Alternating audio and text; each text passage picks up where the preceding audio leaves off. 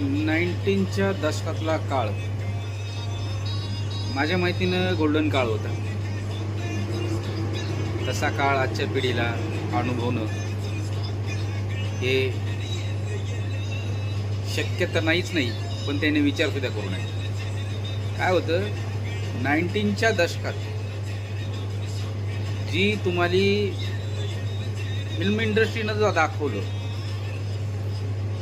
त्यावेळेसचे पिक्चर बघून असं वाटायचं असा भाऊ असायला पाहिजे होता, अशी आई असायला पाहिजे होती, असं फ्रेंड सर्कल असायला पाहिजे होतं, किंवा आपण असं तयार करू, आपण असं राहू, आपल्या बहिणी अशा असायला पाहिजे, आपण कुणासाठी तरी असं करू. म्हणजे त्यावेळेसचे पिक्चर हे दाखवायचे, त्याला गाणीसुद्धा त्याच पद्धतीतली होती. आता काय गाणी कुठं चालले, पिक्चरची स्टोरी कुठे.